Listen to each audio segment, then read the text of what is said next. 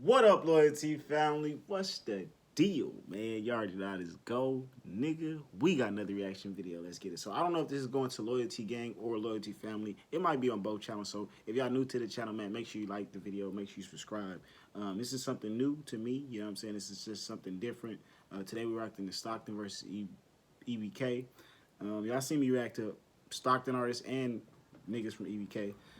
So it's whoever did it was named Swamp Stories. If y'all hip to Swamp Stories, y'all let me know some more videos y'all want to see me react to, as well as, man, let's get the video at 10 shares, 10 likes. You already know. Let's get right. Let's get straight into it, man. Let's press record.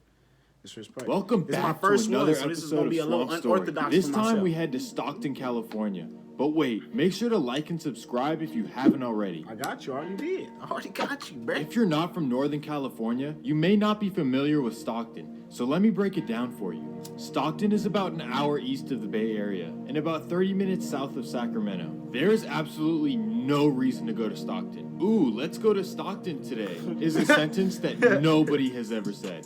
Trust me, there's nothing to do there. Like, seriously, nothing. On top of this, and if y'all don't know, right, at one time Stockton had like the highest murder rate, right? One of the most cities with the most kills at one point. It probably still got it. It's hot, dry, and dangerous. Stockton is the last place that bay waters flow to, so it became a port city. It's surrounded by farms, so the city grew because ships would come pick up the produce, then bring it down the river to the Bay Area. Times have changed though, and humans have evolved, so Stockton doesn't really have an industry anymore. It's actually the largest city in American history to file for bankruptcy protection. In 2012, the city went completely bankrupt and couldn't even pay its employees until they got saved by the federal government. Bro, how does that happen? I'm gonna be 100. That's some interesting shit right there. How does the city go bankrupt? It was bad, not to mention that Stockton has the highest foreclosure rate in the U.S. Damn. Let's say you come home from work, your house has been burglarized, and you find the front door open, but the house is safe, it's been ransacked. There's a good chance that you won't get a uniformed officer at that call. While the fight goes on, the people of Stockton continue to struggle.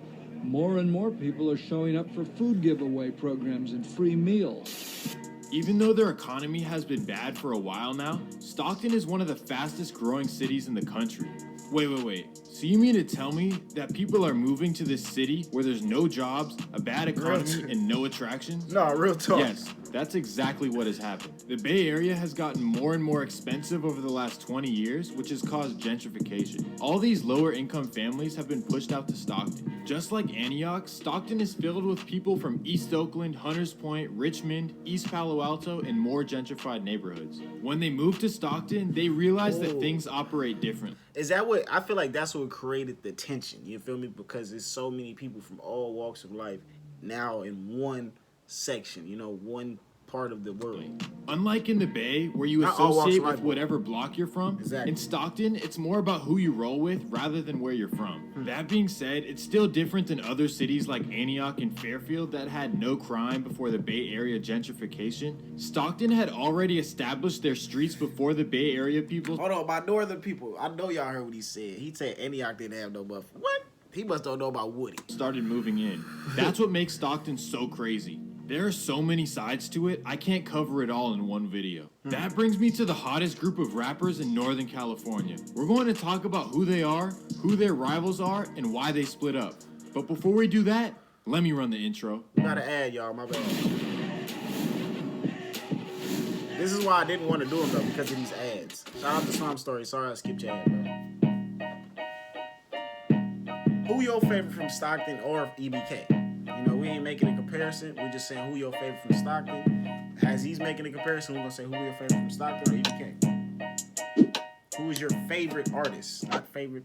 Let me introduce you to the EBK Hot Boys. These guys have completely taken over the rap scene. EBK stands for Everybody Kill Us. They're a rap and street group that is centered in Southeast Stockton, specifically 2100 Nightingale Avenue. Although in interviews they claim to just be a rap group, Stockton PD classified EBK as a gang in 2018. They also call themselves 2100 or Nightingale. Even though they recently formed, Stockton police say that they have become one of the most active groups in the 209. Let's talk about their rappers. EBK Young Jock is blowing up like crazy right now. His music is hard and he reps 2100 in it. That being said, no one knows exactly where he's from. In one interview, he said he's from Nightingale. In his next interview, he said he was from East Oakland. And then in his latest interview, he said he never lived around Nightingale, but lived in another part of Stockton called Weston Ranch. So let's just say he's from California to be safe. Doc said that he grew up with both parents in the home, but when his brother tragically passed away, he turned to the streets.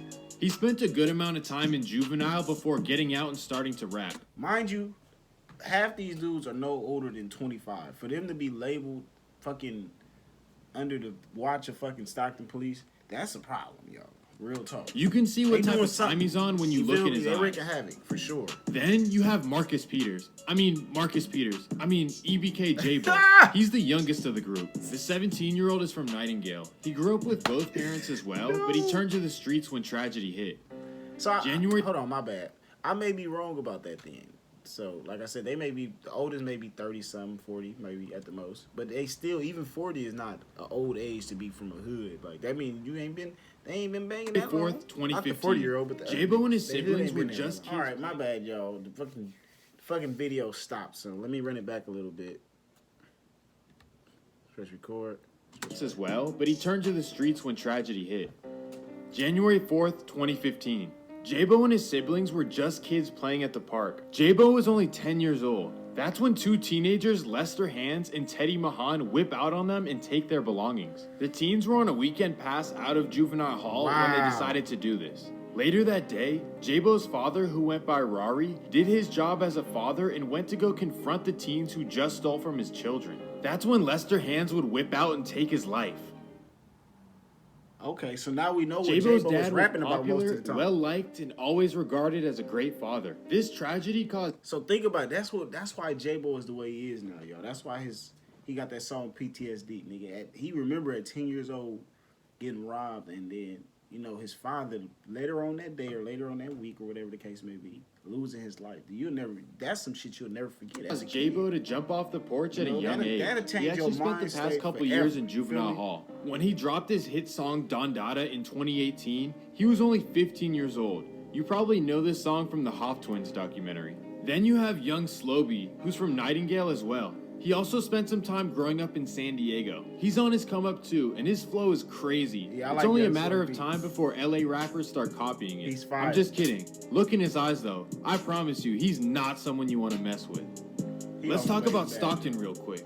Stockton is notorious for gang activity, and that's why you'll find it on the top 10 most dangerous cities list every year. There are 70 of them to be exact. But in this video, we're just going to talk about EBK and their rivals. Their first rival is called 44G in North Stockton. They operate out of the apartment complexes on 4400 Townhome Drive. These guys are big in numbers and have been very...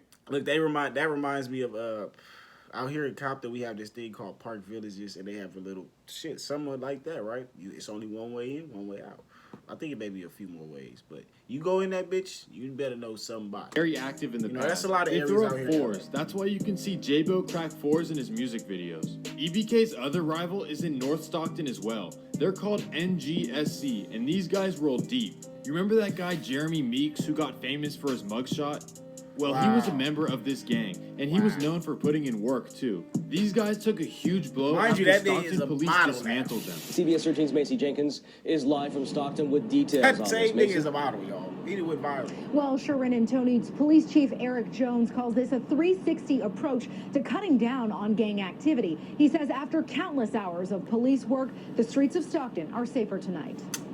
23 people are behind bars tonight for possession of narcotics, conspiracy, theft, promoting gang activity. The list goes on, and the tally, more than 60 felony charges. This was an outstanding operation to dismantle a very violent gang in Stockton. The operation came to a head on Wednesday after a round of raids throughout the city. And all I heard is, boom, police. This man says officers rushed into his home early in the morning. In general, you never really know what's behind the music. Some rappers lie about a lifestyle, and no one really knows if they're from that or not. If you from Stockton, for example, the Migos have done this have you for ran over into 10 any of years, these and dudes, people you know, still haven't even no figured friends it of out. theirs? EBK is different, though. They rap about the work they put in and the street life they grew up in. Let me give you an example. Allegedly. They were on a mission to eliminate their Northside ad, Stockton Joe. rivals in 2019. Very exciting announcement today. Opera Sorry, I GX. apologize about this. I love this browser. I'm so I know how to glad they finesse it reached next out to time. me. I So got this is y'all. an internet. May 1st, 2019, EBK members would drive up to their rival territory in North Stockton. That's where they'd find 34-year-old Ronald Celestine. They would hop out of the car and take his life. Where was he from? EBK wasn't R.I.P. done Ronald. though. 4 days later, Ronald's family would host a candlelight in the same area what? to dun Celestine. They would hop out of the car and take his life. EBK wasn't done though. 4 days later, Ronald's family would host a candlelight in the same area he died. Those same EBK members would drive up to North Stockton again, and they would completely air it out. They hit 5 people, Hey, and these- Ronald Celestine's these niggas is cousin Benny wild. Lott would pass away. Stockton police officers are giving us some more information on the victims tonight, saying that 5 people were shot here tonight, 2 of them women, 3 of them men, and 2 of those men are in critical condition at an area hospital. Now, we spoke with Stockton police officer Joseph Silva just moments ago. This stuff you don't realize, you know what I'm saying? And officers say, given what's happened, And remember, like I said earlier, EBK Jock lost his dad. Right now, imagine how they just shot somebody, they killed somebody. Now, imagine how that impacts their kids. You feel me? It may steer them in the wrong direction now. They done lost their mom, they done lost their dad, uncle, somebody like that. Now it fucks them up happened here, as a young they're kid. definitely you going to feel have me? a couple So we more sometimes patrol we be like, why are officers these people out like in this? this area keeping a And watchful eye. this could be the Of course, reasons. this investigation is expected to last several hours. EBK wasn't ready to call it quits just yet. 2 days later, they would pull back up to North Stockton and find 2 rivals on the same block. They would hop out and dump off on both of them. Both would survive though. These little niggas, wow. For a while, they thought they'd get away with it, but it would all come crashing down on June 20th, 2019. 9 EBK members would go down for it, but only 3 of them were responsible for the bodies. Brian Norman, Ramona Gaines, and Charles Prince would go down for that. As the group would get more and more popular, things would fall apart. Young Jock's older brother, Hari B, would get arrested for selling something green. He made statements that would eventually get EBK J-Bo's cousin indicted. The paperwork would be released. That's what they said, right? That's what I heard too, y'all. I heard the same situation. Now, that's what I was like, man, this is going to be a crazy video because I've heard even EBK had their own turmoil in their situation. So it's crazy for them to be doing all this work and then niggas snitching on each other. And this is where things get tricky. Just like with SOB RBE, it comes down to street principles versus family. This would cause a tear in the group because Young Jock still says free his brother Hari B even though he has paperwork. J-Bo was not happy about it. He would let it be known in his song. Hari turned red, he couldn't take the hit. I told that nigga 20 years, he started eating kids. He say no names, but just say you do a skit with me. And I'll go tell the police everything. That snitching. But the homie said it's not telling. He's really smoking ops cause I cannot smell it. At the end of the See, I told y'all it's turmoil. Skit with me. And I'll go tell the police everything. That snitching. But the homie said it's not telling. He's really smoking ops cause I cannot smell it. At the end of the day, where do your loyalties lie? To your brother or your oath to the streets? I don't think there's necessarily a correct answer. But like I said with the SOB video, some people are not going to respect that you're rapping about the street life, but not living by the codes. Real shit. Then to add fuel to the fire, Young Jock said in an interview that EBK is every brother counts, not everybody killers, and it's not the same as J-Bo's EBK. Then a J-Bo song would be leaked where he says, I'm the real EBK. I'm the real EBK, and other niggas knew.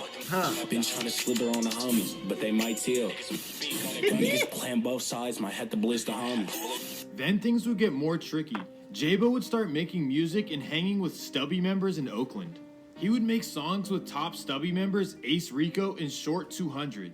Then they would go live together. Hey, bro. Nigga, I'll drop 100 for this nigga. G.O.D. Brother, know what's up with me. Then EBK Young Jock would start hanging out with the Case, who are Stubby's rivals. Then, to make all matters worse, EBK's North Stockton rivals diss Young Jock and Slowby. You niggas met each other last year, stop frontin'. Dropped 100 at the hype and ain't pop nothing. Y'all was hanging with a snitch and got popped up. Free my niggas out the cage, them the real thugs. You niggas swinging from our nuts trying to show love. Now y'all acting like it's up over a dirty scrub. Caught him coming out the house and we showed up. Parked this shit in them airbags, blowed up. I thought brothers from the west, the one we rolled up. PC ass niggas, you are not tough. San Diego had a the fuck you turn 2-1? North Oakland, how the fuck you turn 2-1? West Lane, how the fuck you turn 2-1? Man, bro, I'm done. Whoa. In response to this, J-Bo's cousin would go to their block and post up to show that he isn't scared of them. Hopefully, EBK works out everything because they have huge potential to take over the rap scene. No, for real though, like they DJ do. Vlad always says, just leave your hometown. All this street stuff is not worth it. You don't have anything to prove to the streets. That bag will do the talking for itself. They should just hash out whatever issues they have and get to the money. Life is bigger than your hometown. Trust me, no one in Atlanta, Miami, or New York care if you're up on the score in Stockton. On that note, thank you for watching. Leave a like and subscribe. Also, let me know in the comments what you want to see next. Peace. What he said, man. But you already know how this go, man. That's the end of the video. This was something new, something different. If y'all like these, man, if y'all want to see me bring some more swamp stories or you know, what is it, SOB versus RBE or Stockton versus, CML Briss and Mozzie versus Mozzie, you feel me? But you already know how this go. Like I said, that's the end of the video. Don't forget to like, comment, subscribe, man. Make sure you share it to your auntie, your granny, and your motherfucking mammy. Get it.